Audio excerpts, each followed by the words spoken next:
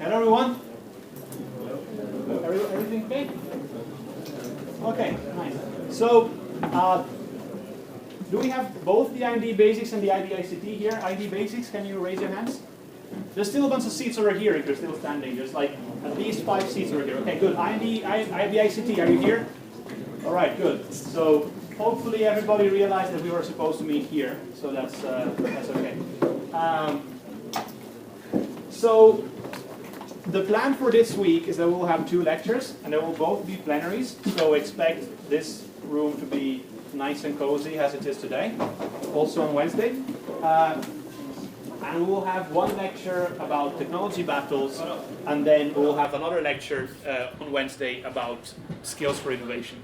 So on both of these things, you will see that there are some things that we want to tell you, and some things that we kind of expect you to contribute.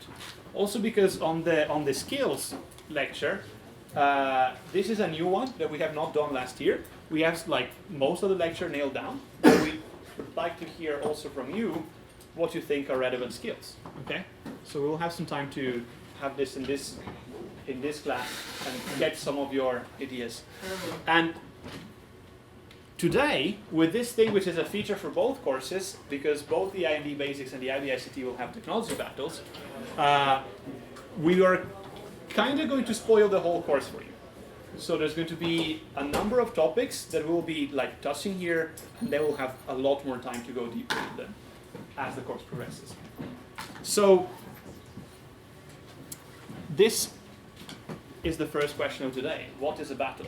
And we were going to be seeing like kind of, like journalists that they do, what, where, who, when, how, all these questions.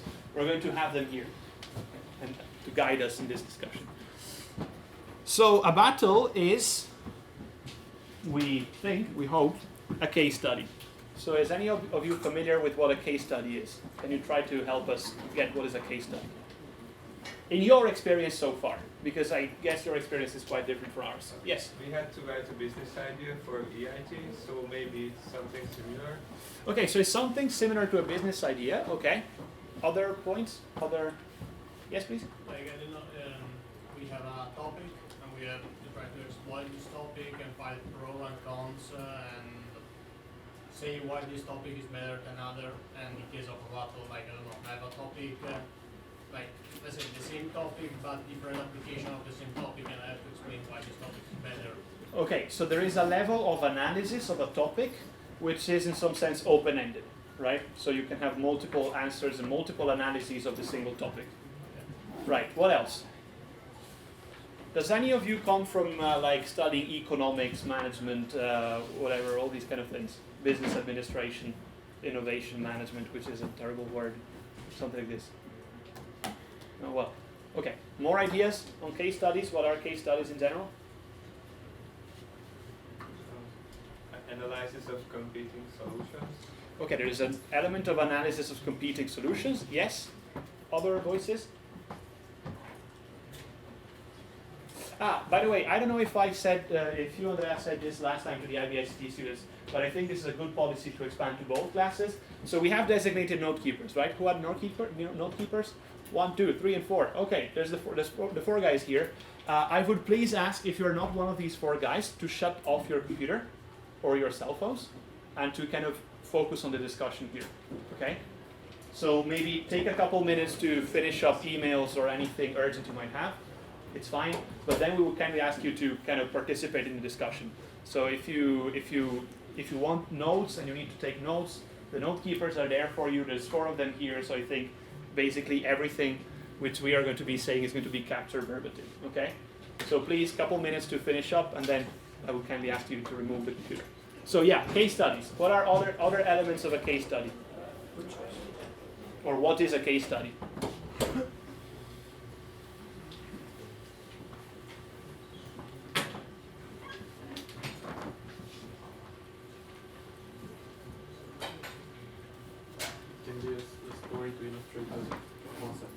Okay, it is a story to illustrate a concept. Okay, this is also there. So far we have seen that it is a story to illustrate a concept, so it has some sort of a narrative. It is a critical element. There is a critical element of analysis, it's in some sense open-ended, and it is related usually to business and to business ideas, right? What else is there? So just to have a quick poll, did somebody who has not done something called a case study before? So who has not done something like a case study before? All right. So the remaining 110 people have done a case study, correct? So who has done a case study? Okay, 100 people in this class. Where are you?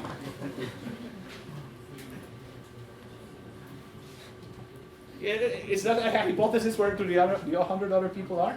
Huh? Was that you were raising your hands to try to get an answer to where are the other 100 people? Okay, yes, that's fine. All right, maybe those brave enough to that, of course I noted your name and surname because I know all of 120 of you that said that they did do a case study. What else did you find there? I don't even remember who raised their hands, honestly.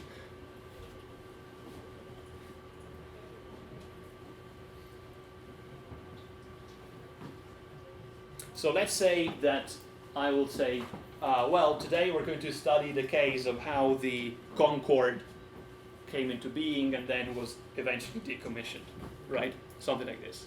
What do you expect there? What do you expect that we will do there?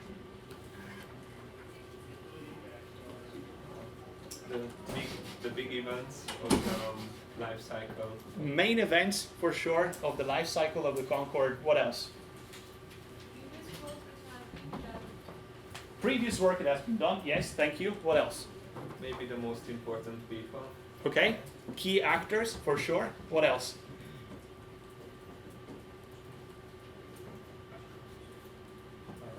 Well, also more people from our main contributor. You're amazing, but let's see if we can get some more voices. Hold it there, and then maybe I'll ask you later, just to have a balance of voices. So, if we say the Concorde, is it related to business? Yeah, somehow, right? Concorde was a business. They had to make some money somewhere.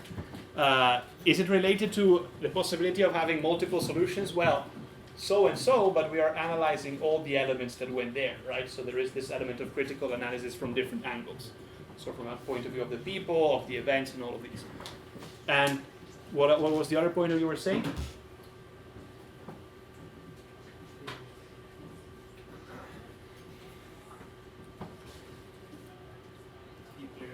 Sorry? The players, the actors. So we have put it inside there. Good. So, case studies are usually seen with two different angles, okay? So one angle is the angle of induction. Are you familiar with what induction is? Who is familiar with what induction is? Raise your hands. Okay, whoever did not raise your hands, go back to the bachelors. Guys, induction, please! Hello? Anybody here? Yeah, please. Induction, what is induction? In mathematics, if you want, it's fine. I do speak a little bit of mathematics, up to high school level. Not mathematics, but for example, in telecommunication system or in an inductive learner, you learn by induction when you have a set of examples. You train your learner and you learn from his example. Okay, does anybody agree with his definition? Raise your hands if you agree. Okay, does anybody not agree with his definition? Yes, do you have a counter definition that you want to give? Maybe in this particular scenario it is correct, but in more general it is about telling some general law starting from concrete examples. Okay, so also our key contributor, what is your name, sorry? Mattia. Mattia, great. In mathematics, induction is a technique of proving something for, say, the natural numbers, where you prove it for some base cases, like for 1 and 2, and you prove that if it holds for a number, it holds for the next one. All right, so what is the common element there? So take your definition and your definition, your name is? Ahmed. So take these two definitions. What do you think is the common element here? From somebody else, maybe. So one would say we have a base case, we prove the base case, and then we prove that if it holds for a number, then it holds for the next, right? So this is the mathematical way of approaching induction. The other approach, which was more epistemological, general, is to say it is somewhere where I am taking a law starting from a big number of observations. Okay, so both of these are good enough for this for our context. What do you think is the common element here?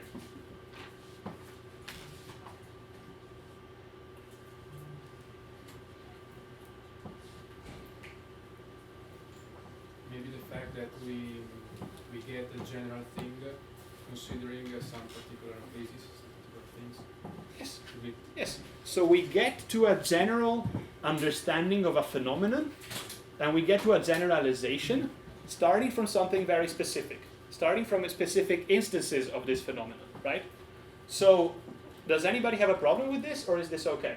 So first of all, in general, the definition and the understanding, does everybody agree with this? More or less? Is anybody still not clear? It's fine if it is not clear, because it's a bit of a philosophical concept and we can take some time to go a bit deeper. So does anybody need some more detailing of this? I will not make fun of you, I swear. Okay, does anybody not need more time to go deeper into this? Okay, right. Okay, wake up check, we're getting there, 50% of the class is awake. Good, I think we'll get to 75 by the end of the lecture, hopefully, fingers crossed. Right, okay, so induction, let's put it there. Are there, in general, okay, let's take this definition. Are there problems with induction that you know of, or situation where it doesn't work? Or is this in general true for everything? Yes. Well, no, actually I wanted to be word to the gentleman there. Yeah. I mean, if your data set is not versatile, or your specific examples visit over all the places, then making generalization is not easy. I understand. Right. So if your data set, I'm just repeating what you're saying for the sake of loudspeakering. Does everybody hear me in the back, by the way? Or am I loud enough? Okay, good. Can you just give me an okay sign? It's okay, perfect, fantastic. All right. So if your data set is not general enough, and you get an abstraction, so you get a law from the observation from this data set, which is in some sense partial, well, you're getting to the wrong law, right? You're getting to something which might not be correct in general. Right. So the point, however, is even more, is that there are situations, and this is perfectly fine, but even more than this, there are situations in which you might not even be aware that your data set is partial, right? So can you think of situations similar to this? Can you think of problems of induction in general, a situation where induction doesn't work?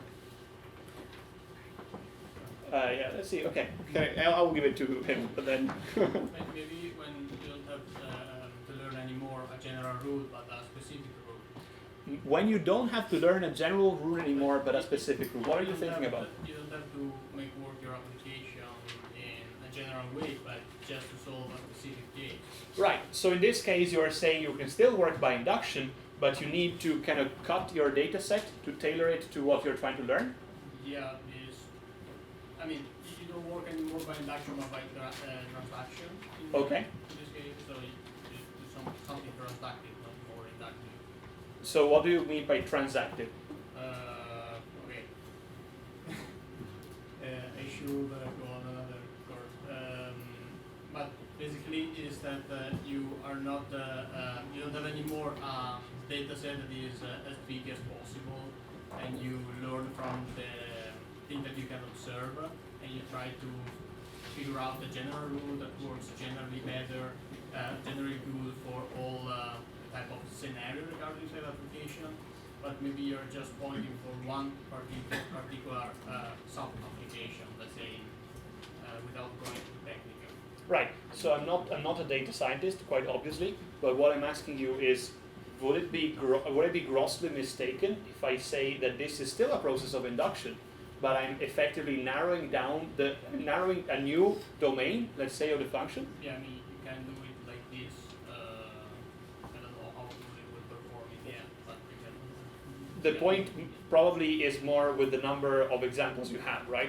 So if I just restrict the domain and I don't have enough samples, Yeah. okay. But the general thinking process of how you get the law is the same. I am observing a number of instances, Yeah. and I'm abstracting a generalization, right? Yeah. Okay. But I think this is an interesting idea, because it tells you there is no single induction you can make in a context, because you can reshape the context to get different generalizations. Other ideas of limits, or yes, please. That was a crucial point in human history when some people generalized too much and killed some million people. Yes. That might have been a mistake. That I wouldn't say. Well, okay, you might say there is a level of social induction, which is what we also call racism, right? In saying, well, I'm observing, one nasty person coming from Italy, then I'm observing another nasty person coming from Italy, therefore all Italians are nasty, right? So this is a hasty induction in some way, right? So I think this is it's interesting. Of course, it's a bit controversial, but I like it as a rational way to explain some very irrational behavior. I think there's more to this with respect to racism than just in some sense a shortcoming of induction. But this is one part of it for sure. It's in the picture. You also had something? Yeah, for this in this point, I would also say that it is not a problem of generalization, but also of a problem in information gathering. I mean, in some cases, it is impossible to make a generalization because we do not consider the right information and the right one for our particular type of induction. Right. So, okay, go. No, and this could lead also to a lack of a general rule, because maybe there also this rule could also not exist. Okay, so sorry, I was not interrupting you. Just because my memory buffer is very limited at this moment, because I have all the lecture there is also somewhere. So you're saying there can be problems of induction where you are gathering and you're effectively sampling from a too narrow of a space. So you are using that to create a generalization rather than being more patient, waiting for more samples to appear. Is this kind of the point? Not the number of samples, but the quality and the quality, the type the diversity of the samples, right? So, but I would say if you observe samples with a certain rate through time, you might say that the quality of the sample in some sense is a function of time, right? So as time progresses, I'm expecting to see a diverse enough variety of the samples. So if I observe one sample every minute, and I have enough minutes, with enough minutes I expect to observe all the variety of possible samples. Yeah, but it's not enough. I mean, for example, if you want to do a statistical research for a particular phenomenon, we cannot ask to people in Trento, for example. You can stay in Trento 1 year to make your statistics, but you have also to move to other places. Okay, so yeah, I get what you mean. What you're meaning is the quality of the, let's say, of the data upon which you make the induction has to be general enough in a number of dimensions. Some of them I can expect and I can predict. Some of them maybe I don't even know that I have, right? So I need to make sure that if I'm making inductions, I'm broadening as much as possible to have all sorts of phenomena before making the generalization. Yes. So, right. So let me try to get you to one point where induction doesn't work. And this is a story which was told by Karl Popper. It's most famous in this formulation by Karl Popper. And it's about a turkey, okay? So you know a turkey? A bird? The ones that, Americans eat for Thanksgiving? Right? So there is a farmer that has a turkey. And every day at 8 a.m., the farmer goes to the turkey and feeds the turkey. Every day at 8 a.m. Sun, light, snow, day, night, no, because it's 8 a.m., right? But every day, 8 a.m., he goes and feeds the turkey. One day, the turkey is there, very happy to receive his food at 8 a.m. The farmer shows up at 8 a.m. and tells him the turkey and has it for Thanksgiving. This is the end of the story. But the point is, if the turkey was purely using induction, would the turkey be able to see the farmer coming to kill him for Thanksgiving?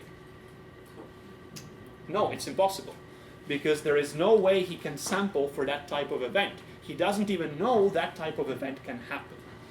So when you are going into a case study, if you're approaching it inductively, sometimes it might not be enough, because what we have seen in the past might not be good enough for what we are seeing today or for what we might see in the future. So if you want to do these battles, we need to go a bit beyond. So there comes the flip side. There comes deduction, right? So and what is deduction about?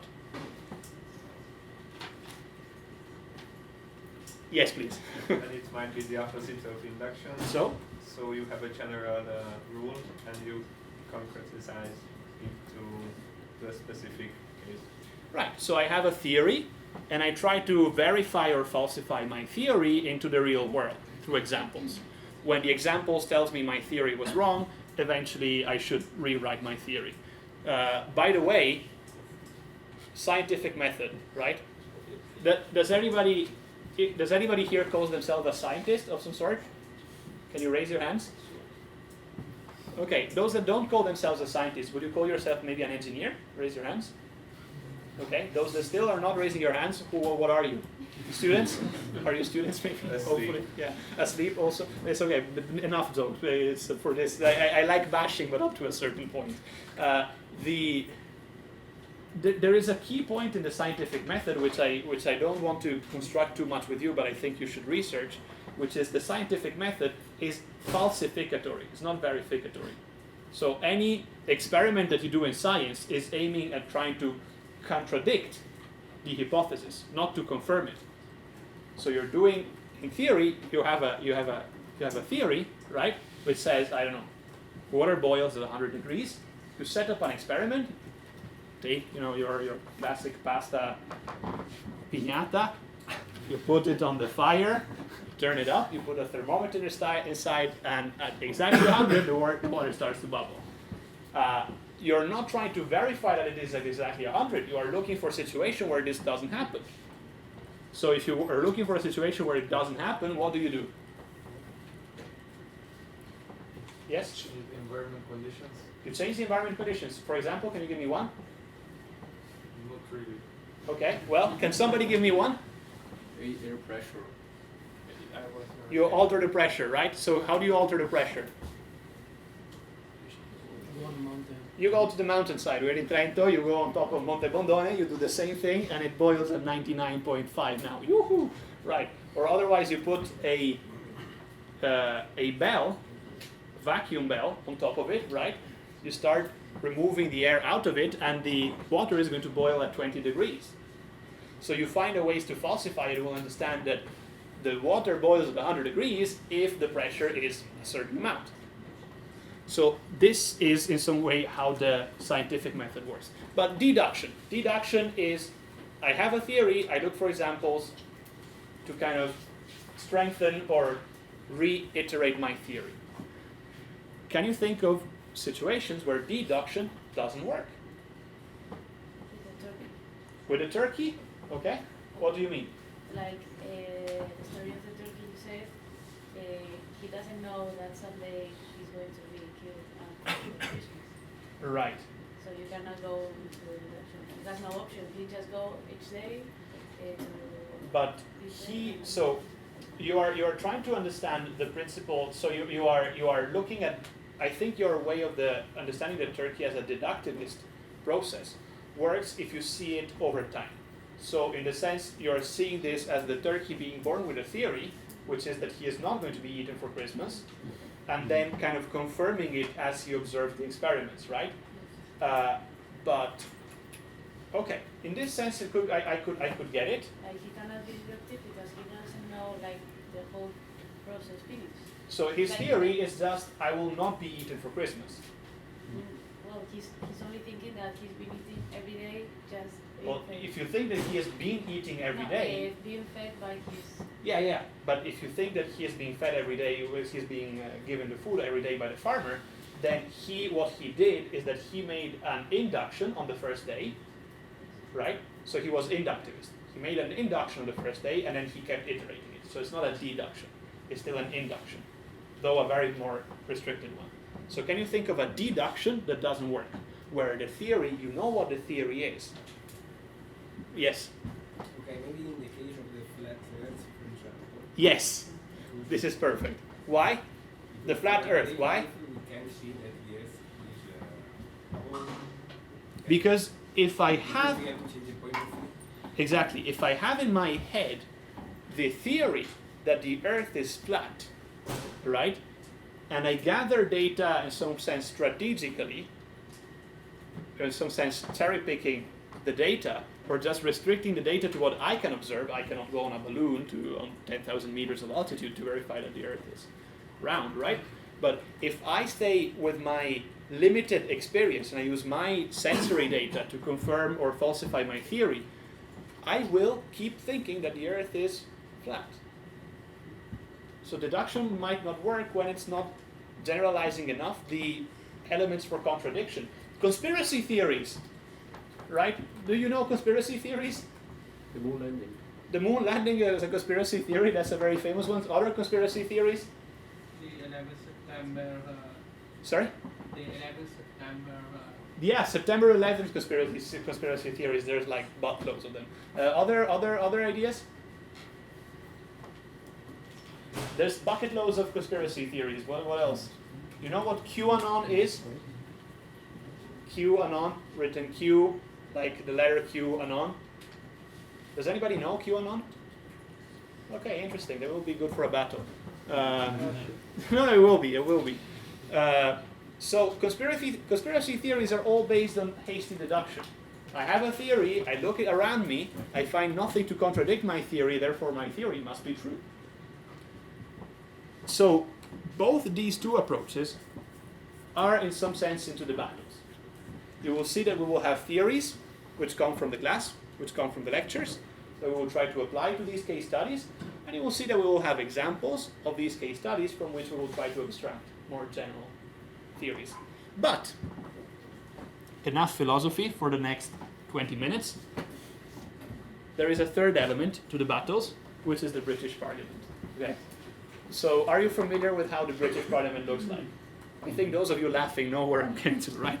So I wanted to show you very briefly how the British Parliament, the British House of Commons looks like. So, and I'm going to put this like small video for you. I would like you to take it as seriously as you can. You will be laughing, I guess, at some point, but try to take it seriously. I can get rid of this. Yeah. So your task here is to look at this video like for 1 minute or whatever, as soon as you get tired. Try to observe what happens, okay? And by this I mean look at what happens here and try to think of what are the key elements that make this scene happen, okay? Questions to the Prime Minister. Julian Sturdy. Question number 1, Mr. Speaker. Indeed. First, if you say Mr. Dominic Raab. Thank you, Mr. Speaker. I've been asked to reply. My right honourable friend, the Prime Minister, is in Manchester for the Conservative Party conference. He is making, as we speak, the keynote speech setting out that we'll leave the EU on the 31st of October so that we can get on with our dynamic domestic agenda.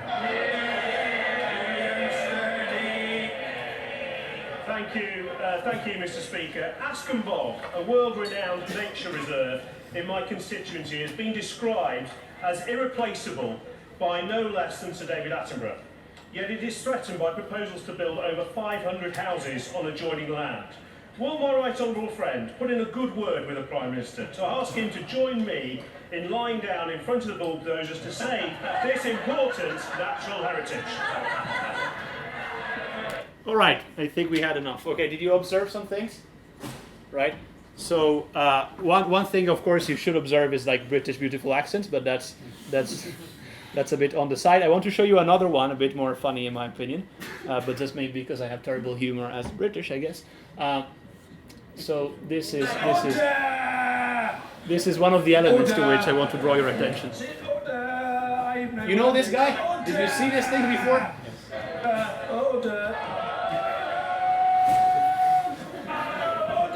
There were people shouting. There will be an opportunity for other points of order, but the Prime Minister must and will be heard. Order! Order! The honourable gentleman has got to learn the art of patience.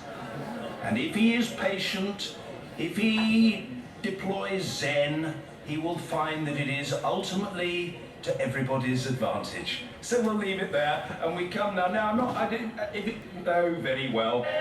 All right, so you've seen some things, right? British Parliament. So what did you see there in these two clips? Observation, words, whatever format you prefer. I'll go for it with him first, sorry. Also, other people, feel free. There was a problem of order. Like Order, keep order, okay? So, moderation in some sense, somebody moderating, okay? When people talk, they stand up. People stand up when they talk, yes, what else?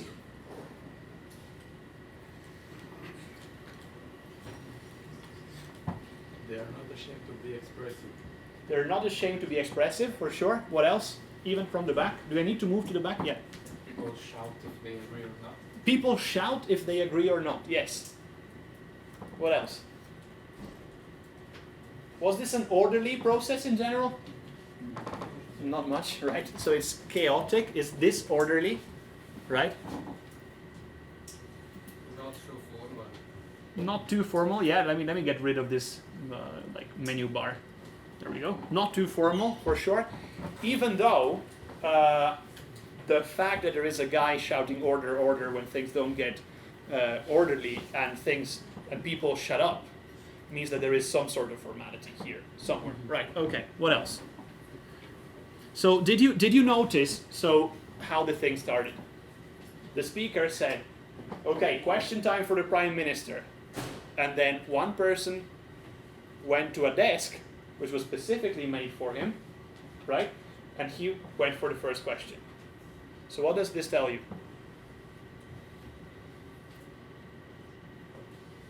There's a formality to asking a question. There is a procedure, there is a process, and there is a formality to asking questions. It can be done, at least at the beginning, it can be done completely chaotically. Okay, yes. What else? There's a designated place for those who want to speak. There is a designated place for those who want to speak, and there is a designated representative, even more than this, right? Because it was just that person that could start the question time, right? So, what do you think? So we have seen all these elements, right? What would you say are the qualities of these people that have intervened?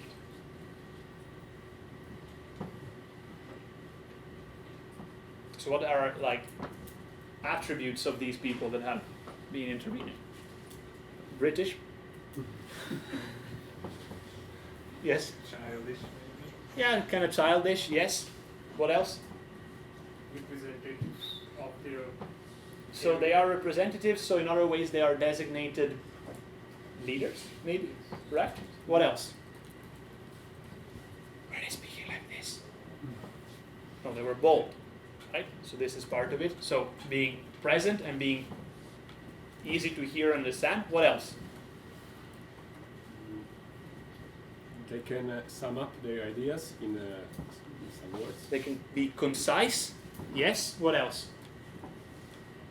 Sarcastic. Sorry? Sarcastic. Sarcastic. Yes, there's a lot of sarcasm in the British Parliament. The reaction to when you know how it worked with Boris Johnson, right? He went to the Parliament for his first vote, and at the first vote, he lost majority. At the first vote, one guy stood up from his side of Parliament, and during the speech of Johnson, moved to the other side, and he lost majority. Right? There's a lot of theatric and sarcasm. And when the vote was announced, and as the speaker was reading, okay, the declaration number 17, therefore we declare 235 votes against 231, a voice in the back said, "That's a good start, Boris," like shouting. Okay? So sarcasm, a lot of sarcasm and theatrics. What else?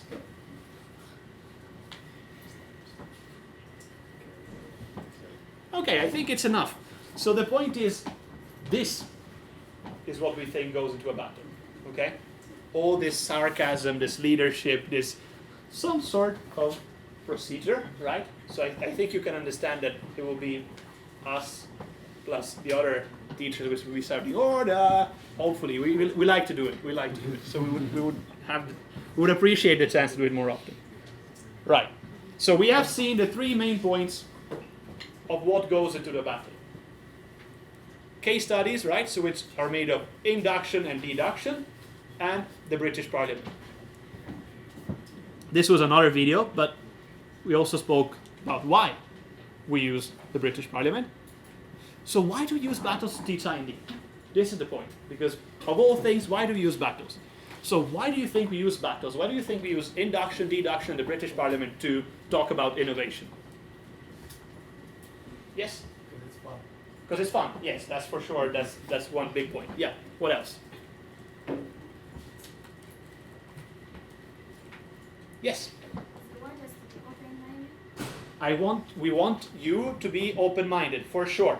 This is a big point of this. Yes. But you also want us to be critical. We also want you to be critical, definitely.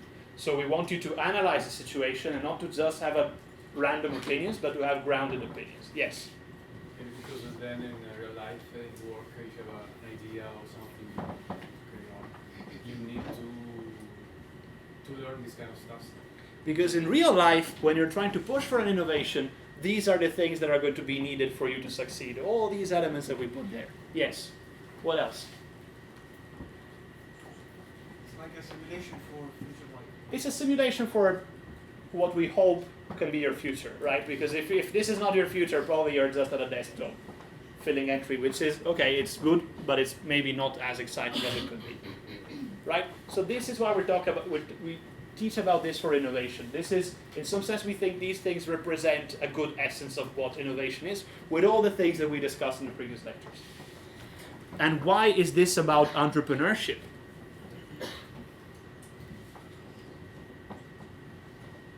Why is this about entrepreneurship? So we spoke a bit about the figure of the entrepreneur. Do you see the figure of the entrepreneur somewhere in those folks in the British Parliament? And if so, how? And if not, why? And how? You see it in their boldness. In They their want boldness. to speak up for their people. They are speaking up as representatives, and we said the entrepreneur, especially when you take maybe an executive position, speaks as a representative of the company, and they should be bold, and they should have some qualities that you will see also next week with Milena. Right. What else? He could give an answer to a particular question. So they are prepared to give an answer to these questions. Do they know the questions in advance? No. Did they say, well, today you're going to the House of Commons to have these questions, to have a discussion on this? Or were they just expecting any question could happen? It could be anything. Any question can happen, right? So in the same sense, they have to make sense of the situation, in the same way that an entrepreneur has to make sense of the situation, maybe when he's speaking to an investor, or to his internal stakeholders, right? What else? You have to be competitive, be aggressive, and you have to win the majority in your company's their trust. You have to be competitive, you have to be in some sense aggressive. We will talk about this, and we will talk about competition a bit later as well. But you have to persuade the other people to support you, because you need some sort of majority, you need some sort of consensus in order to be able to enact the change, right? So this is still entrepreneurship. Other ideas on entrepreneurship?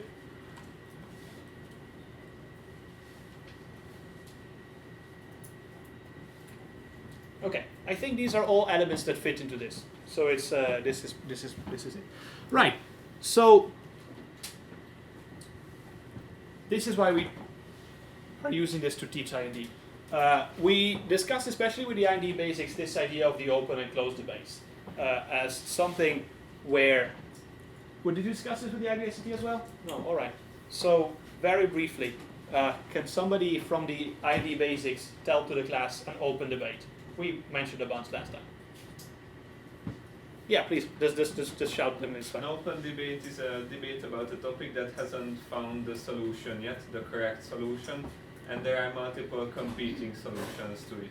Yeah, so in some sense, we, as a society, as a global entity, we are still not decided what is the direction to go. There is still multiple directions this debate could go. Any of you folks from this kind of definition can think of an open debate? Climate change. Climate change. I'm looking especially for the folks from IBICT. That would be great to have some people from you. So open debates that you can think of. These will be controversial most of the times, I guess, but it's fine. Population control in space. Population control? Population is something is like still open. At some places there is an issue that population is decreasing very quickly, and some places it's an issue that it is increasing. So can't give single narrative to all the world that this is the solution. Yeah, so how to control the growth or degrowth of population. There is no single narrative that we have agreed to in the whole world. Maybe in the Middle Ages this was a closed debate. Everybody, I mean, we should have just grown, who cares? But now it is a question which is very much open. How much should we grow? Where should we grow? Right. What else? Other open debates? Yes? Privacy, definitely a very much open debate. We don't have a definite solution. Some people say let's have more, some people say let's have less, some, different circumstances warrant for different solutions. Yes? Gender theory. Gender theory, what do you mean? LGBTIQ. Rights for people that identify as non-binary genders, right? So, or non-binary sexual orientation. For sure, this is still a very much open debate. What else? Other open debates? Lithium exploration. Lithium Exploration. exploration. What do you mean by this? Because there's like this debate that we can explore lithium, which has environmental consequences, and in this way we can accelerate the producing of batteries. What do you mean explore lithium? Mining. Okay. Yeah. So prospecting for lithium. Yeah. Okay, yeah, all right.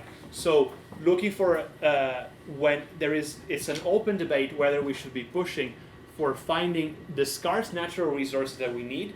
There is a debate on whether we should be pushing to find more sources of these, or whether we should instead hold back and use more wisely what we have already.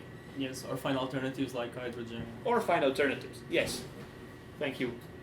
All right, so these are open debates. Things for where we can have multiple solutions, right? If I take any of these questions, if I take privacy, who thinks in general we should have right to more privacy? Raise your hands, I'm not looking at you, just in general. Okay, who thinks that we should be willing to yield a bit less privacy and be more transparent? Raise your hands. Okay, but you see there is some diversity. Maybe less people raising their hands in front of transparency. If we were in the US, a lot of people would be raising their hands in favor of transparency. Their privacy is not seen such as a big concern. And you are an audience which is particularly aware of the theme of privacy. So these are open debates. They can go both ways. Let's look at closed debates. What do you think are closed debates? Things that we have established. If junk food is good or not. If junk food is good or not. If junk food is good for you or not. Well, for sure, we very much know that it is not, right? So there's not too big of a discussion. What are other closed debates?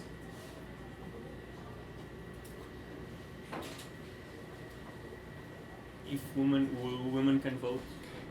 Voting rights for women, very much closed debate, at least in the countries where we live. I've seen an old Hungarian government advertisement that you should burn your plastic waste.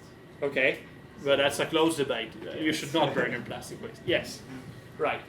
So attempts to reopen closed debates. This is an interesting point. Earth is not flat. Earth is not flat. This is pretty much a closed debate. Sorry for you, flat earthers. If there's any of you here, tough luck. I am agreeing that this is a very much closed debate. Other closed debates? Closed debates that people are even trying to reopen? What about vaccines? So who thinks this is a closed debate? Who thinks that the vaccines are a closed debate? Right? Who thinks they are not a closed debate? It's fine. They have universally been accepted as a closed debate, but these are now being reopened. Whether this is wise or not, whether this is grounded or not, is something that we discuss with something like the battles. All right. So there is a very nice little collective exercise for this. However, I would propose that we have a small break now. Yeah. Right? But let's not have it longer than 10 minutes. So at exactly 15:32, I will be restarting to talk. And this is actually pretty entertaining, so I suggest you're on time, okay? All right, so this second part of the class, we will actually start by in some sense, we're going back to the idea of induction and deduction. So for this part, which hopefully is going to be quite funny, I would need 3 volunteers, okay? And it's not particularly, I would tell you what are the specifics of these 3 volunteers. So the first volunteers, I would like to have some of you who really knows Star Wars, okay? Are you, no, not really? That was a spontaneous like application. No, I was saying we would need one person that really, somehow knows Star Wars, okay? Decently well. I'm sure there's at least one of you. And this is fun, I swear, you will not be tracked, so we please need this volunteer. One Star Wars expert. Can we have it? Yes, please, that's fantastic. Okay, thank you. Come over here and you stay with us. Then I would please need... How many experts must I be? It's okay, I think you'll be fine. If you raise your hands, you will probably be fine. Then I would please ask for 2 people that have not watched Star Wars at all and don't know what we're talking about, okay? It's okay, it's fine. Yes, please, you're one, that's great. Another person that has no clue about Star Wars, yes, that's great. All right, so the 2 of you that don't know anything about Star Wars, I have good news for you. And the first piece of good news is that you won a coffee with Massimiliano, okay? So I would ask you to go out, okay? And then, Max, in 2 minutes, you send us back one of the 2, okay? Right. So, in the meantime, I explained to you how this silliness is going to work. And hopefully they'll be far enough away not to hear the instructions. So let's make sure we are soundproofing. Right, so, the story is the following. I want to show to you what we mean when we talk about prospective and retrospective rationality. I know this is a complex word. I will show you there later how it works. So we'll have 2 people, right? So our Star Wars experts, your name is? Ivan. Ivan. We will start from this, right? Then I will ask Ivan to explain to one of our 2 test subjects the story of Star Wars in this sequence. You will tell them 4, 5, and 6, roughly what happens in 4, 5, and 6. Emphasize the role of Darth Vader or Anakin, right? Anybody really minds about Star Wars spoilers? It's fine. Raise your hands if you mind about Star Wars spoilers, like movies of 30 years ago. All right. It's fine. It's fine. I don't want to ruin the experience for everybody. So you should really emphasize the role of Darth Vader, and you should say that his actual name is Anakin Skywalker, and you should emphasize who the main characters are, like Luke is, which then has the big reveal, right? And then you will tell them. You will say, okay, this is where we start and where we end. Then there is a prequel, which is Star Wars 1. And you will ask them to fill the blanks. I will ask them to fill the blanks. So I will ask them to tell, to the first test subject, they will tell me what happens here. Okay? They have to guess. They have to guess. Okay. And we will see what happens. So kind of try to set the scene here and set the scene here. Okay. Then, to the second person, we will do this. So we'll ask you again to explain the story, this time in logical order. And this is a bit bad emphasis, but I would like you to explain the story in logical order. And we'll ask them to fill this blank instead. Okay? So, are you familiar enough to summarize these? Yeah. Okay, great. So let's have the first test subjects, all right? So let's see.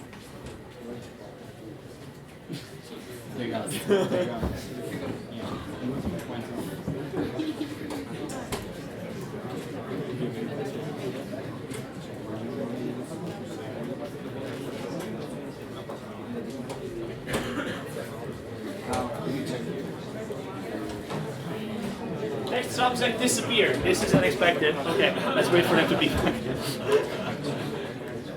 They went on a holiday to the Bahamas.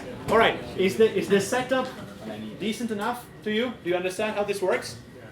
Okay, so let's see. Yeah, if you confess, then that would be great. One person.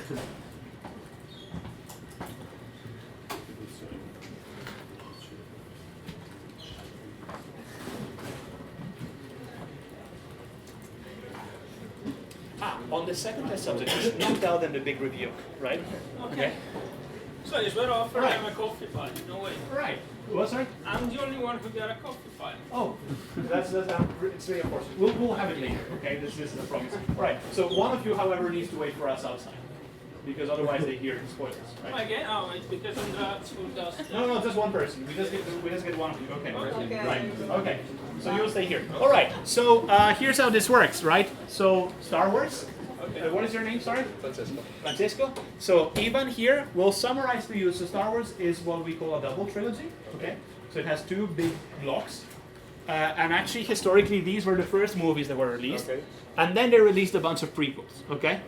So Ivan here will tell you briefly about the story of these movies. Then he will tell you the story of the first prequel. And your goal is to guess what happens in the middle. Okay? Just try to make a guess. It's fine. It will be okay. All right? So Ivan, please. Okay, basically there is this empire, which is a coalition of two main characters, which are really powerful. One of these actually is the second in command, but is really higher. It has a really higher power on the first one, which controls him basically. And there are this guy, which the name is Luke, which is discovered by a group of rebels, which are fighting against the Empire. And the Empire is building a big ship, a battleship, which can destroy planets, basically. Okay. The main goal of the rebels is to destroy this ship, and they succeed using Luke as a secret weapon. Like they destroy it's called the Death Star. Okay. In the other films, you discover that basically the most powerful guy, which is called Darth Vader or Vader in Italian, is the father of Luke. Okay. And it's like for everyone, it's like whoa. It's So the big father. bad evil was actually the father of the hero. Okay. And in the last film, you see the redemption of the father, which I mean, they were trying to get Luke on the dark side, but Luke instead convinced his father to redeem, and basically there is another Death Star they are building, and they destroyed that one too. It's a lot of fight with ships and in the end, nerd together, stuff. they defeat this emperor. Okay. Yeah. Okay.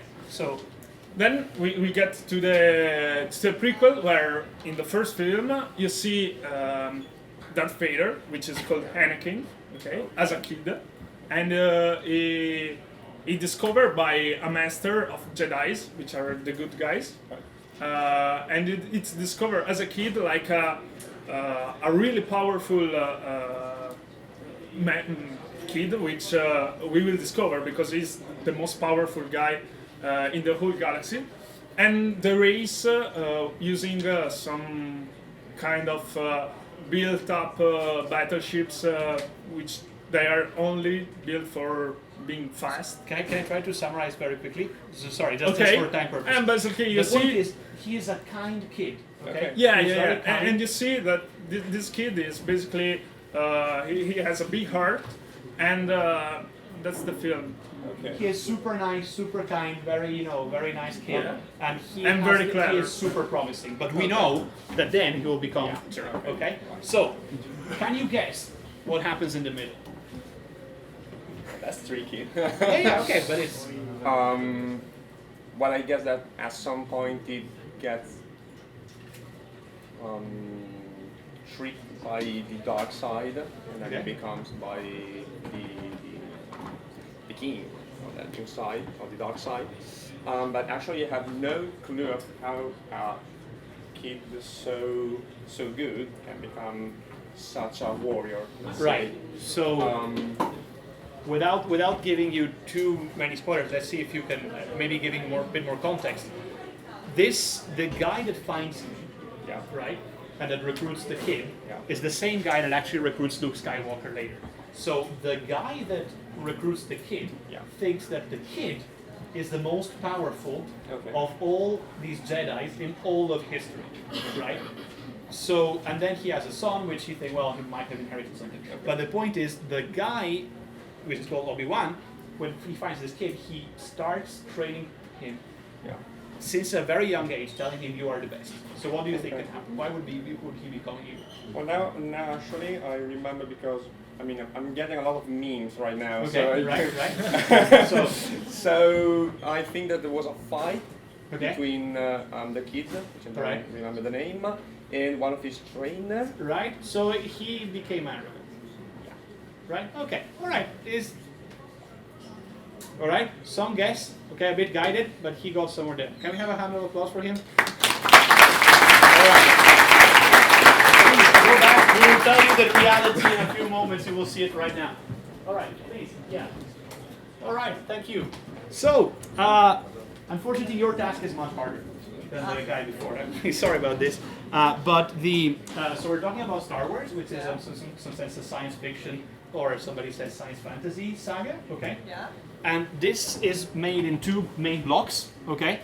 Historically, first this block was released, and then they made some prequels, okay? Okay. So there is already some sort of a pre-written ending, Okay. and then they rewrote the beginning, right? Okay. So Ivan, our Star Wars expert here, is going to explain to you the story in chronological order, okay? Okay. So from the very beginning to up to here. And it will be up to you to guess what happens in the end. Okay. And you can really guess anything. There's going to be no judgment on this, of course. We will not judge you whether you're right or wrong. Okay? Okay. So just try to guess. All right, please. Okay, basically in the first film, you got a kid, which is really big-hearted and really a nice kid, which is discovered by a Master Jedi, which are like the good person, the good ones. It's discovered as the most powerful guy in the world. Not only a kid, but like the real master that they had, which is named Yoda, were not as much powerful as the kid. Okay, so it's like the biggest one. And in the other films, you see this kid which is growing up, basically. He falls in love with a girl, and there are a lot of stars which are pretty boring. But basically, yeah, I mean the first film are pretty boring. The main part is that after some basically he finds a master which is the leader of the Republic, because the galaxy runs over a republic, and he starts becoming evil. The kid. The kid, yeah, which was growing really up. nice. Okay. Going further, the kid becomes evil, and it becomes the main, the most important guy in the galaxy, but as an evil one. He starts running an empire. And in the fourth film, you see the master, which discovered the kid. Yoda? No, it's called It's Obi-Wan. another guy. It's called Obi-Wan. That guy which discovered another kid, which is going to save the galaxy from this evil person, which is called Darth Vader.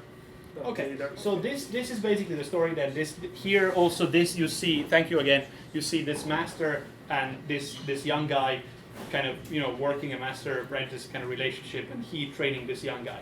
So the set at this point is that you have the young guy with the master and the big evil guy, which was the nice kid in the beginning. So what do you think happens in the end? It's a fairy tale. It's a fairy tale. So it's a happy ending. This I can tell. The new good kid. Okay. I think it was good. Yeah. Will destroy everyone. Right. Yeah. So they will probably find a way to like team up and overcome all evil. Yeah. Right. Right. Is this right? No. Yes, but partly. Right. So and sorry, can we have a hand of applause for your name? Maria. Okay. Thank you, Maria. Thank you, Ivan. So.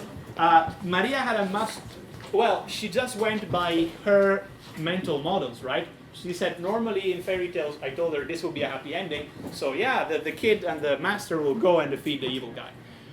Well, it's true up to a certain point, right? Because what she is missing, I'm sorry I'm going to spoil Star Wars for you, Maria, but it's everybody else went the same treatment, and the film is 30 years old, if this can console you. But what they find out is that the evil guy is actually the young kid, right?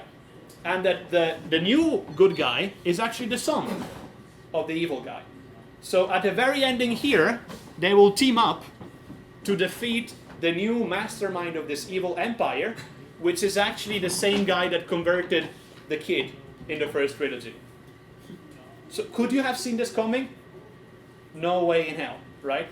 However, if you think about the reconstruction that we had here, you definitely can see coming what happens here, right? Where was our first test subject? Yeah, there he is, Francisco, right? So Francisco kind of saw what was coming here. Well, the guy, I mean, he turns evil, right? Because he is nice and little here, and then he gets evil. So, I mean, the main plot point, we already know it. He gets evil, right? But you would never be able to guess this ending. Unless you are trying to purposefully make it interesting, you can't guess it.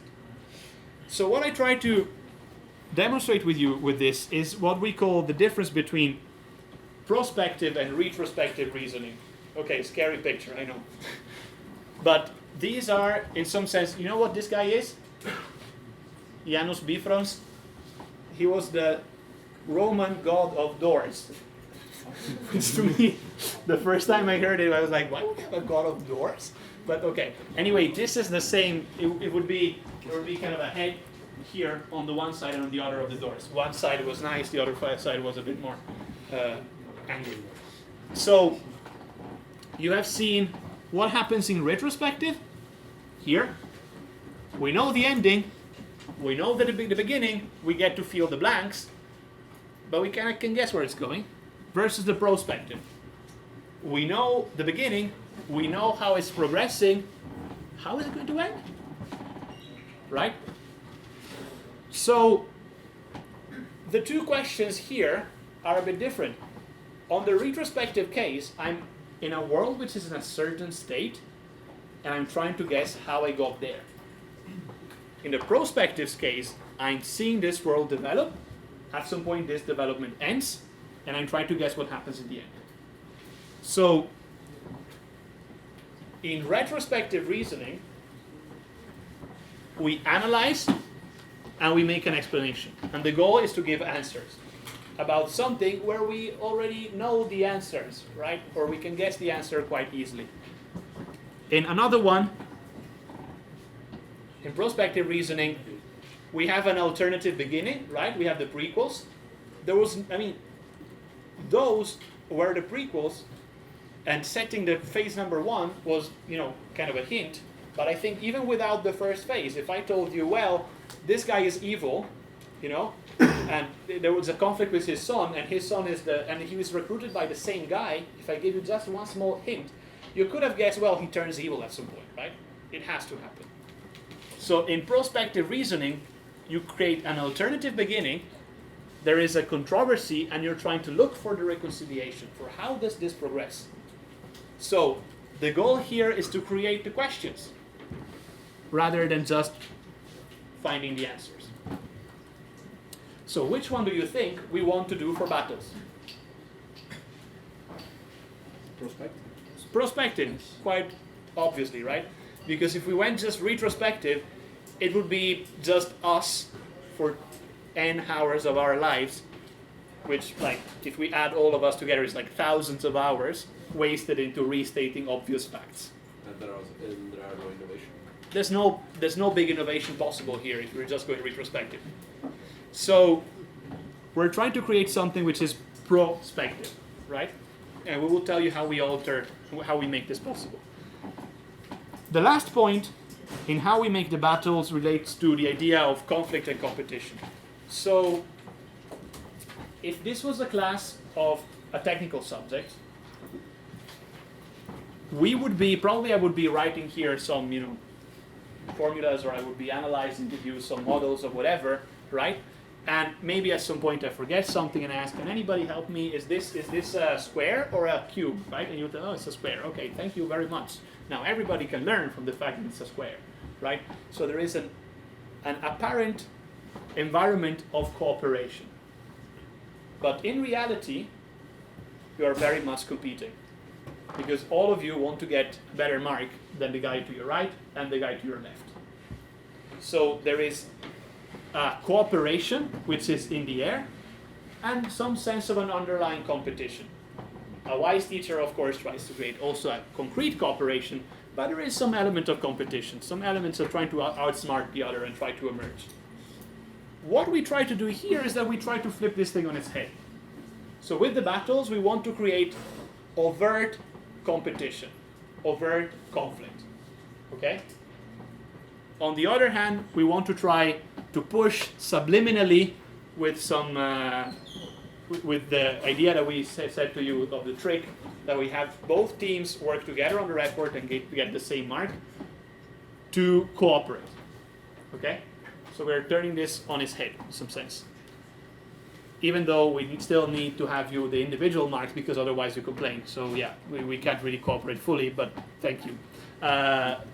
There is, I think, we were just discussing this before, because we realized we'd missed something which was actually quite interesting, and maybe Andrea can give more on something where this relates to the market, to how businesses work. Okay, if you think you in a battle and you think yourself posed in a company, let's say, we should discuss on competition a bit more deeper.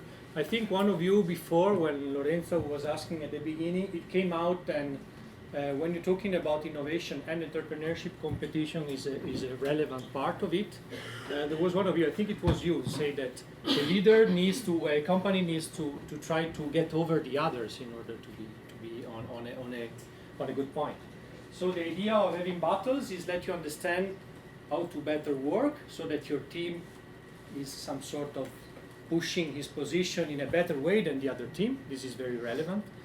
And this is also seen both in innovation and both in entrepreneurship, in the sense that in innovation, you have a lot of competitors. If you will ever work in a company or you will do your own company, there will be always someone that tries to make another innovation that is more stronger than yours. And in that case, on the innovation side, you always see that there is new things coming out. And the more we go on, the more innovation come out. But also on entrepreneurship, this is very relevant. Because a company which is starting at the beginning need to beat maybe companies that are much bigger and much stronger than them. So this is another element that you should consider. And if you try to figure this out in examples of different level of innovations, you can also figure out how your competition should be in the long-term perspective. Let's say that if you're making a completely new innovation, this is called disruptive innovation. In that sense, let's say that the work of a startup is much higher, because you need to face a market which is very, very big. You have a completely new thing, and this new thing should be I would say, exploited from the larger audience as big as possible. If you're trying to make incremental innovation on the other side, in that case, it's like that you need to first try to attract part of the market, which can be a market niche. So you have like market segment that you start trying to get you as customers, as first customers, and then once your innovation is taken over, you try to deploy your new product also in other market niche. So you start from a small niche, and then you try to cover other part of markets that are in that time are covered from your competitors. So this is very relevant in terms of business side. And if we think about a couple of examples on this, how would you say a disruptive innovation in your mind? If we think about disruptive innovation, what comes up to your mind? Something that completely changed the market. The Wii. Okay. Okay. More recent. That's a big one. I was not prepared. I was not prepared for something so radical. Folding phone.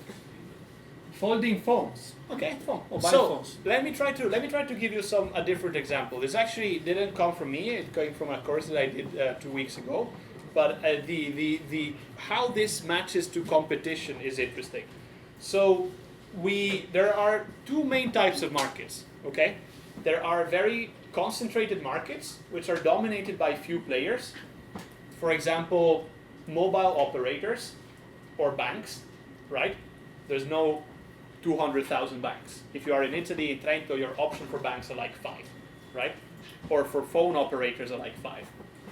And then there are very fragmented markets where you have many offers all scattered around. Think restaurants, ice cream shops, okay?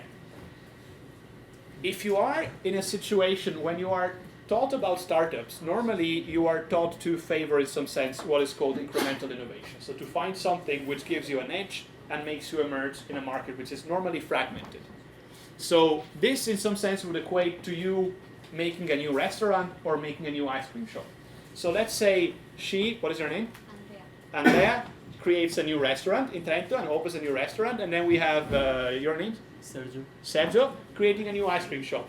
Andrea will deploy some strategy to make her restaurant emerge in Trento. She will use advertising. She will start calling people or whatever, and eventually her restaurant will get into business. Sergio, if he wants to create the same effect, he will need to deploy the same strategies, and they will clash on the same space. The newspapers have limited space for advertising. Either they display the restaurant of Andrea or they display the ice cream shop of Sergio.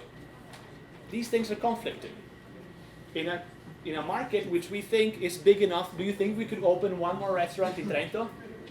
I mean, come on, it's yet another restaurant. Of course we can open. Another ice cream shop, of course you can open it, right? Just go and you do it.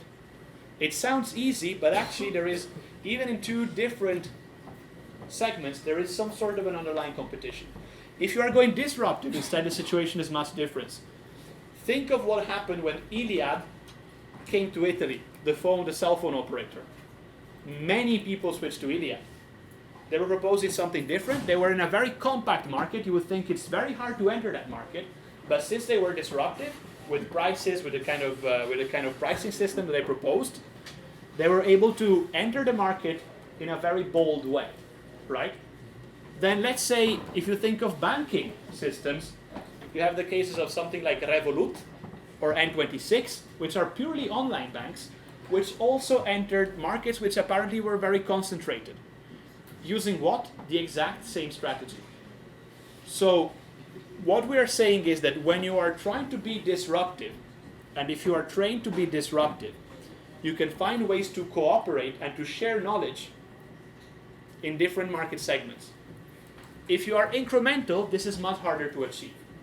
With the battles, we want to sway you towards having disruptive ideas, towards making big changes. Of course, we don't expect you to make the new Revolut and N26, even though if you do, I want a 1% share of your company. We will give you some help. Maybe you will. I mean, maybe you will. We are here to support if you want. But what I'm saying is, it's statistics, right?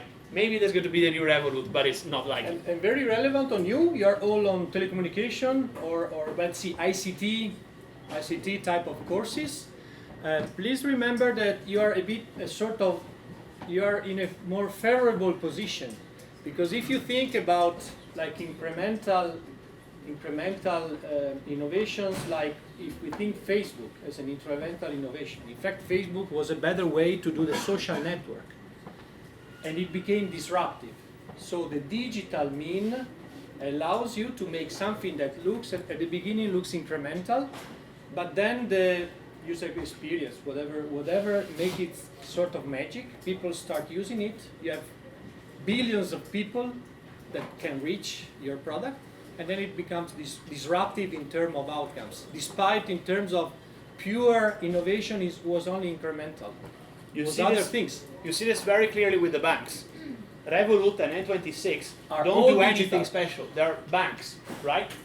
But they are disruptive because they're all digital. Something that looks incremental, well, let's just remove the physical banks, ends up being disruptive because of the digital element.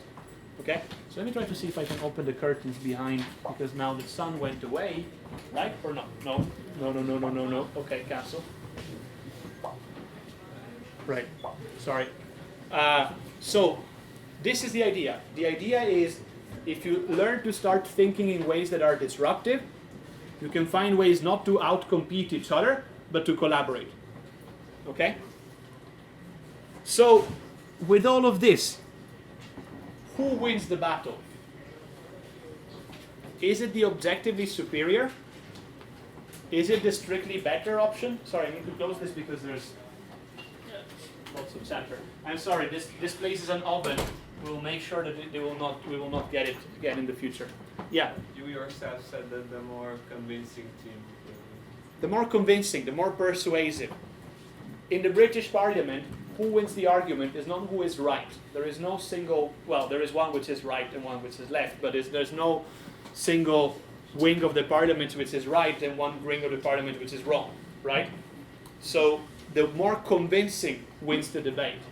In this case, the more convincing wins the battle, okay? So finally, we just want to make a couple points about content and then how this actually works in practice tangibly. Content, we see it again in three ways. There is some horizontal content, which means it's something which will be a common theme among all battles. Common themes will be questions related to innovation and to entrepreneurship and various facets of this. They will be haunting us across all the battles. Or questions of social impact, questions of economic impact. We will be discussing these independently of whether we're talking, about cars, about trains, about banks, or about hotels. Okay? There is vertical content. And vertical content might be specific to that battle, and we might not encounter it again. We might be comparing organizational structures, different ways to organize a company that does the same thing, two banks. Let's take UniCredit and N26, right? So we'll be talking a lot about, well, but we are all digital. No, but we are in all of the territory.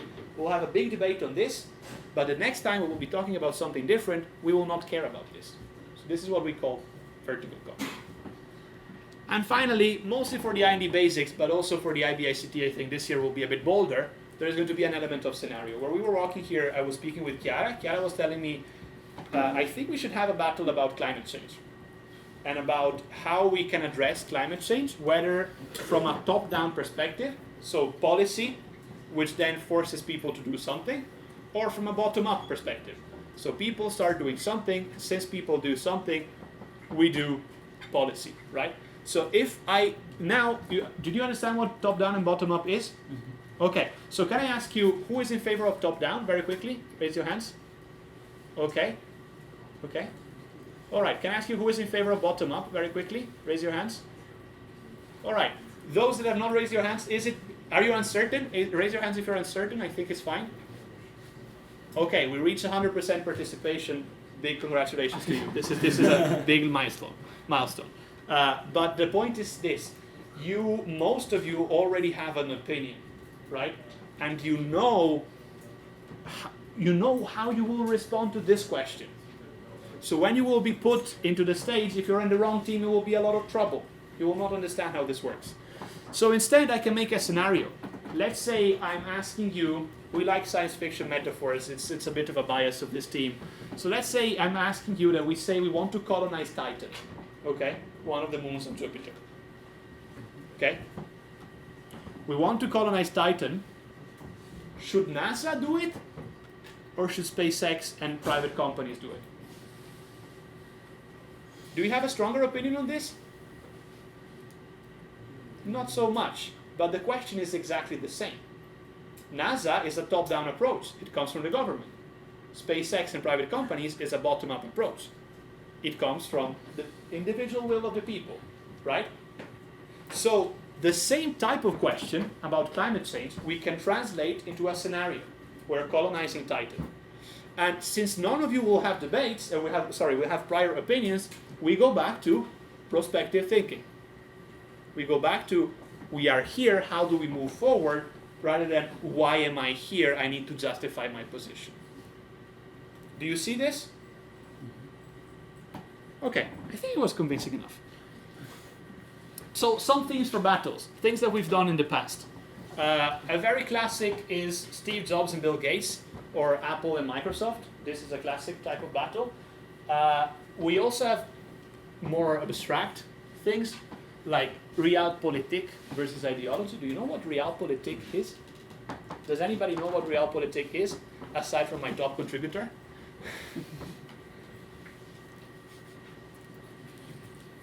Did you hear this word before?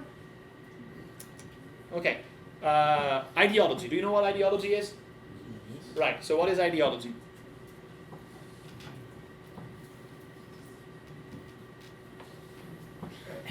A state in which you would like to see the world. A state in which you would like to see the world. It's, I would say even more, it's an idea that you have and that you are trying to push into the world to pursue going towards that state, right? So you have an idea of what the state of the world would be, and you're trying to act to make the real world match with your idea of it. Realpolitik, and do you see ideology in politics? A lot, right? Especially in the 1900s, you see ideology everywhere. You see communism, you see fascism, you see socialism, you see all sorts of things, right? Ideologies.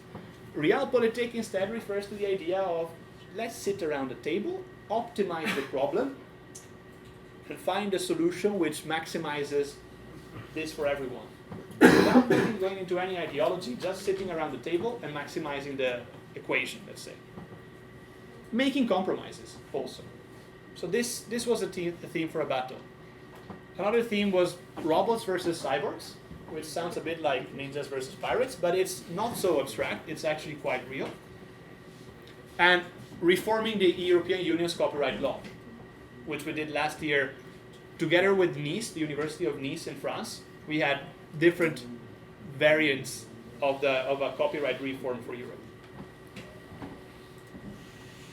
So, how does the class work? How does this work in practice? So we get down to some concrete logistics. The battles are what we call the form of blended learning, which means some of what the teaching happens in the class, some of the teaching happens online and off the class. So before each battle, typically 2 weeks before each battle, you will have a meeting with us here. The two groups will have a meeting with us here. We will be talking about the topic of the battle, and we will be setting the grounds for what is allowed to discuss in the battle and what is not allowed to discuss in the battle. And we will be deciding what fits and doesn't fit. Then you will have 2 weeks to prepare your arguments and to research the topics of the battle, to form an opinion and to try to understand and make sense of the context of the battle that we're taking. You will have the coaches. Do we have the coaches, the critical minds? I see 2, 3, 4. Okay, great. So these 4 guys here will be your coaches, 2 for the I&E Basics and 2 for the IBICT. So their role is going to be to help you form arguments and be prepared for answers and for questions that you might receive when you're exposing your idea. And then we get into the class itself. And the class itself is going to work like the British Parliament, okay? The 2 teams will have an opening statement of 15 minutes in which they will present their position. 15 minutes one, 15 minutes the other. No interruptions are allowed in this period. Then we open the class for debate. And people will be able to stand up, ask a question to either of the teams, and the teams will answer to the best of their ability. And of course, the other team is free to interject to the answer of the other team, right? And we will try to create a debate starting in this way.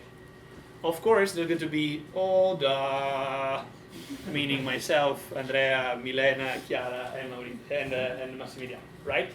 So we will be there trying to keep this some sort organized. At the end of the class, at some point we will take a break, you go for a coffee, you go for a smoke, whatever. We meet back, the debate resumes. At the end of the class, the 2 teams will go out of the class.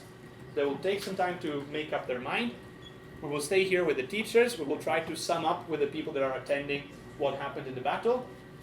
Then the teams will return, and each of the teams will try to provide their conclusions, which means they will restate their point most of the time and try to say why, even though we had the debate, they are still right. At the end of this, you will vote for who won the battle. And whoever won the battle and gets the most votes will have won. In some chances, we will have a jury for the battle, or we'll invite some external experts to look at the battle and decide who is the winner. Okay? Finally, after the class is where you write your report. So by January, the two teams sit down together and the actual writing of the report is done. This is the bigger part. So the battle performance, so the in-class parts, counts for 3 points, right? This counts for 10, 15 points, depending on where you are, in which class you are. So we would like to encourage you from starting from today, not to obsess whether you lost the battle. This was so unfair. This was, I mean, if you lose the battle, you lose 1 point. Okay? You have 3 points to gain from making a good show in the class, and you have 10 points to make from writing a good report. Even in the class, if in the class you did a terrible show, you're free and you should write an excellent report, deliver it to us, and maybe the worst debate in the class is going to be the best report, and it's going to be the one that then will be posted on the website saying, well, this was excellent. Everybody should read it. Okay? More? Yeah. Okay, so do we have questions on this whole lot of bunch of content that we put in front of you in this whole 2 hours? Yes, please. I don't see much sense on the thing that we vote for which team wins, because if I am in my team, I will probably vote for you. So the team itself doesn't vote, okay?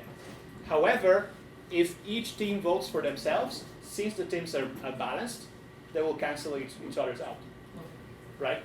So if a team is made of 6 and the other team is made of 6, well, worst case is going to be a 1 vote difference. But if the teams are good, they should be able to polarize the class in some sense. Or they will get a very exact 50-50 situation. But the teams themselves don't vote. And the coaches don't vote. Right? Okay. Other questions?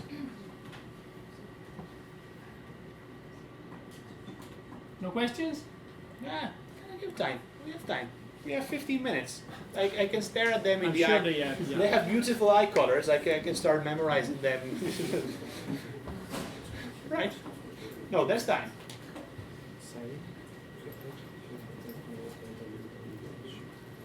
So the battles will begin in 2 weeks' time. Sorry, in 3 weeks' time. Next week we will give you the groups. We will tell you in which group you are.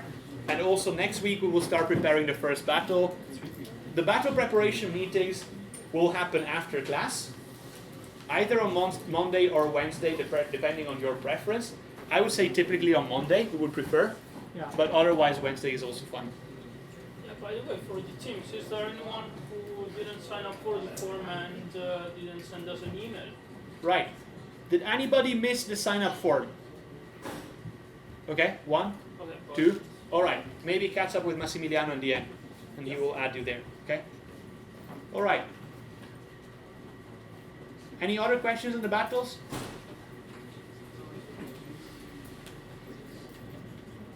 I think that the first battle preparation will be this Wednesday. This Wednesday.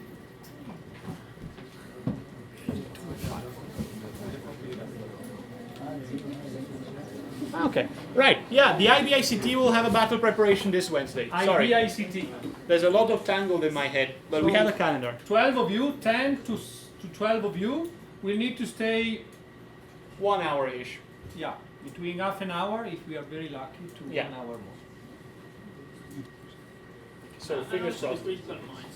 And the coaches. And the critical minds, yes.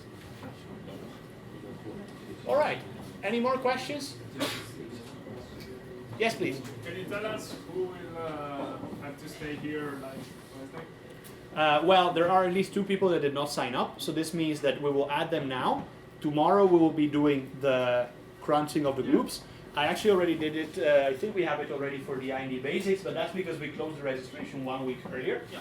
The IBICT, we closed it last Wednesday, so we're waiting for the last people to populate this. We will balance the groups, and then we will, tomorrow. Thank you. Okay? More questions?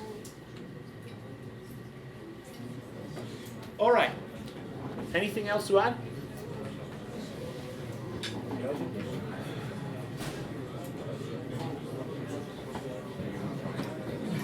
Okay, so summary of the 2 hours. Battles are case study based on the base. Okay? Just I'm literally reading this. This will be the first and last time you will see me reading a slide. Okay? Well, what I'm trying to do here is I'm trying to nail down these points. And if you have any questions on any of the keywords here, this is a good moment to make them. Okay? These debates can be retrospective or prospective. We will emphasize the prospective way of debating. The focus is on plausibility, on convincing people, on being persuasive, over stating facts. Content of each battle is horizontal, so transversal across all the battles, and vertical in each one. And we do an abstraction of all of this by means of a scenario. This is a battle in a slide. Okay? Any questions on these keywords here or on the whole thing of today? I didn't understand content includes horizontal. Okay. So, anything specific on this or in general? No, in general. Okay. So each battle will have a theme of debate. In the theme of debate, you will see that we'll do an exercise before when we prepare the battle, where we will exclude and talk about some things. So some themes, we like to see them across the course because they are themes that are good to develop for the whole duration of the course. So let's take 2 battles. One battle might be Apple versus Microsoft, and one battle might be top-down versus bottom-up, okay, whatever. So if we are using the battle of top-down and bottom-up to talk about climate change is going to be a vertical because we're going to be discussing it in that battle, but we don't want this to appear in the Apple versus Microsoft because this would be very much off topic and it would sway the discussion again from topics which are interesting in Apple versus Microsoft but not in top-down versus bottom-up. For example, the CEOs are interesting in Apple versus Microsoft but not in the other battle, right? So these are vertical contents. Other themes are horizontal. For example, if an issue of worker rights might appear, and of how do we treat the people that work in these organizations of civil and human rights, this might be something which is relevant for both. So in this sense, it represents a horizontal theme. And how do these 2 models, Apple, Microsoft, and top-down, bottom-up, create innovation is a question that is applicable to both battles. So this is a horizontal question. Was it clear now? Yeah. Okay. May I? Yeah. Let's say that you're discussing a battle between Fiat Chrysler. The question is to you that made the question. Let's say that you're discussing about a battle between Fiat Chrysler automobiles and Tesla. If I tell you the future of mobility, is this the vertical aspect or the horizontal aspect? I would say mobility in this sense being to automotive, let's say the automotive industry. Would it be the vertical or the horizontal part? So who thinks vertical? Hands up. Okay, who thinks horizontal? Hands up. Okay. Same battle. You're discussing about safety. Is it horizontal or is it vertical? Who says it's horizontal? Cool. Okay. All right. So you got kind of this. All right. Any more questions on these keywords? Yes, please. How will be the positions of the teams assigned? So each team should have position. how will be the teams assigned to the position? Yeah. favor against one side or the other. So there are multiple layers of decision making. The first layer usually comes by consensus. The second layer comes by negotiation. The third layer comes by the flipping of an interesting object, which I can't find now, which is commonly known as the fancy coin, which is, no, not this one, but it's a big coin, like this big, which in the moment of total indecisiveness will be flipped to decide which team is assigned to what, right? Okay. So you will know the fancy coin. Right. Can you repeat the explanation of the scenarios? Okay, the question is, can I repeat the explanation of scenarios? I will not repeat it, I will try to explain it again. Some points of debate might be too hot. There might be things whether you previously already have an opinion, so you might be thinking to justify your opinion rather than to explore it. So you might be thinking in retrospective terms rather than in prospective terms. We don't want this to happen. So in order to avoid this bias, we will create a scenario which is a maybe science fiction, maybe fantasy, maybe alternative history wrapping that will shift the setting of the battle to a different context where you can explore the same question in a different way. So the example is the one of climate change as top-down or bottom-up, and colonization of space as top-down or bottom-up. Okay? All right. I didn't understand the teams. Like there are like 10, 12 people. 5 or 6 per team. Okay. 2 teams debating. And basically we all share common something to talk about, or each team has something different. So each team will have a position on a common theme of debate. Okay. The theme of debate might be copyright reform in Europe. One team will hold a certain position, the other team will hold a different position. You will be in the same physical space. You will be, I think for this time we will torture you, and you will be standing here on this side, and you will be standing here on this side, and you will be alternating stating your opinions. Okay, but like Steve Jobs and Bill Gates. One team is Team Steve Jobs, one team is Team Bill Gates. And this for all the teams? For each team, they will be assigned to one of them. Sorry? So, if you are in a team, yes, you will receive only one battle and one position. Oh, okay. Right? So, you will be assigned only to battle number 1, and you will be assigned to Steve Jobs. That's it. All right.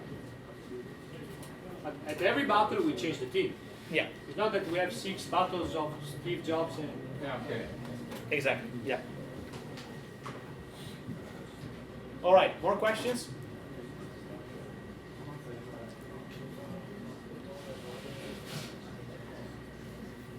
Can we change the room? Yes, I think we can. But let's see if we can negotiate it. Okay. So next class will be Wednesday at 2:30 in this room for everybody. Yes, I said this room. I just said 1 minute ago that we'll try to change it, but it's unrealistic that we will be able to change it in the space of 2 days. Okay. So next Wednesday we find ourselves again here. We will have a class on skills for innovation. Okay. So we'll be talking about some soft skills like creativity, leadership, critical thinking, some of the things that you have talked about. And we will be having some small activities. So, yeah. Questions? Anything else, more in general? Wednesday is the 9th. Yeah, it's the 9th. Oh, yeah, October 9th, yeah. Cool. Okay, questions? All right, so we'll see you on Wednesday. Thank you.